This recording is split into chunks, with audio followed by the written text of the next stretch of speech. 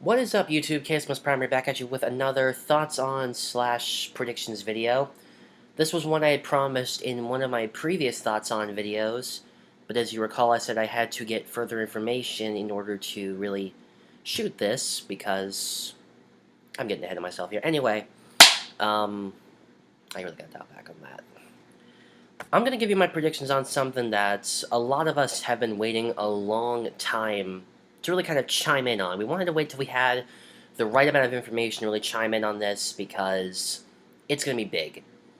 Something that a lot of us, we've been waiting years for this, and we really wanted to know how they were going to do this, what they're going to get right, what they might get wrong. We really wanted to find out. But now that we've got a little bit more information, a little bit more of a visual aid, now I can chime in. And if you can't tell by the pin, I'm going to be chiming in on my thoughts and predictions on the Hunger Games Mockingjay Part 1. Not just Mockingjay or Mockingjay Part 2, Part 1. Just like with a lot of other book series that have been made into movies, Twilight, Harry Potter, now the new Maze Runner, and Divergent, they're doing a thing where instead of just making one movie on the last book of the series, they're making money by splitting it into two. And honestly, that actually is a pretty good idea because I'm not ready for this film series to end. I really enjoyed the first two. I'm really looking forward to two more. So, for those of you guys who don't know, or first of all, I should say this, major spoilers ahead. Major spoilers, because I've read all three books. I've seen the trailers, I've seen the past two movies, so if you don't want to get spoiled, you haven't read the book yet, I suggest that you leave now, and you come back when you've read the book and you know, or at least halfway through the book, and know a little bit more about the franchise, or at least gotten up to speed. Alright? I'll see you later. Are they gone? They gone? Are they gone? Yep, we're good. Okay, they're gone. So anyway, for those of you guys who don't know, Hunger Games Mockingjay Part 1 is based on the third and final book of the series, Mockingjay. Or just Mockingjay, I'm sorry. The 75th Hunger Games have ended. The Quarter Quell, it's over.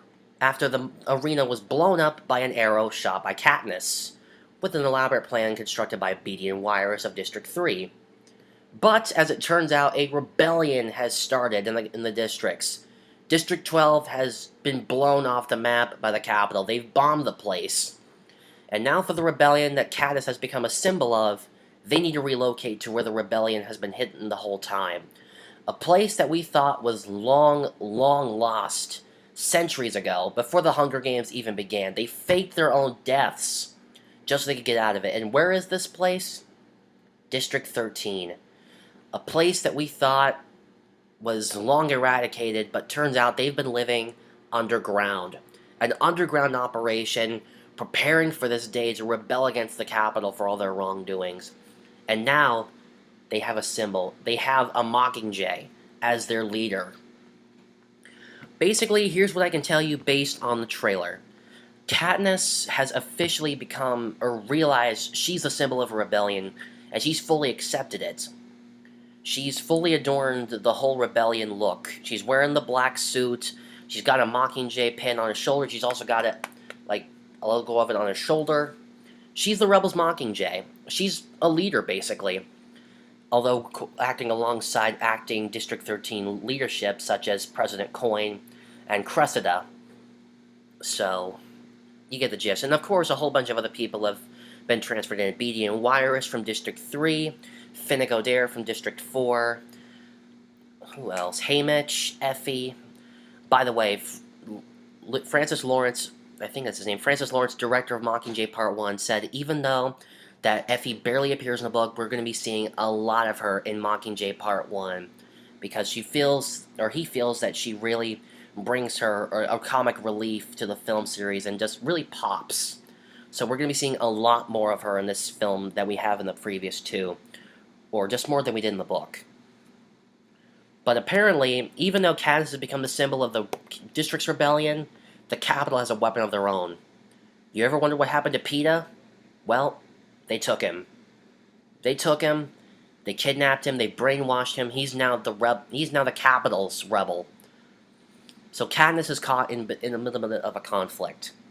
She's torn between rebelling against the Capitol with the districts, but she also wants to rescue Peeta. In fact, in the trailer, she even goes up to them and says, "You rescue Peeta, or you will find yourself another Mockingjay." And honestly, I can't agree with that anymore. She fights for what she believes in, even including her friends and family. That's something definitely worth fighting for. So, with a little bit of a backstory on what we've seen so far in the trailers, what do I think is going to happen? Well, honestly, I think it's going to cover the first half. I think what they've done with the past few movies that they've done with Part 1 and Part 2, they cut it right down the middle.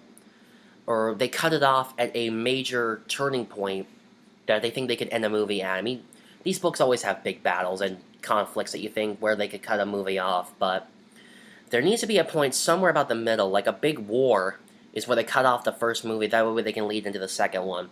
The second one is going to involve them storming the Capitol so Katniss can kill President Snow. So probably the first film will most likely cover the promotional videos they film and Katniss really absorbing her role as the Rebels' Mockingjay. So that's really all I can chime in on. I'm really hoping that they don't... oh, damn. Brain farts. What was I going to say? I'm really hoping that they save the part where they rescue PETA. I'm hoping they save that for the second one. Because if you remember in the book, I mean, he was really acting up. He was a couple screws loose. I'm hoping they save all that for the second one, because I'm hoping this first one focuses on Katniss kind of making that decision of either fighting alongside the districts or using them to rescue PETA. That's something I'm really, really hoping for. I'm going to be a little disappointed that they don't, but really, that was a major turning point for me when I was reading the book.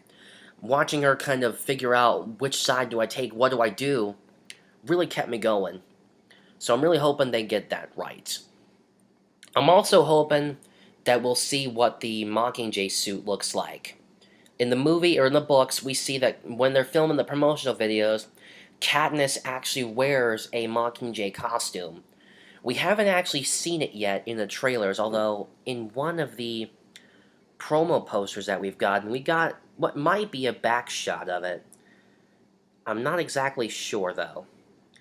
But that might be it. As you could tell, these kind of look like maybe like wings or possibly a cape that looks like wings.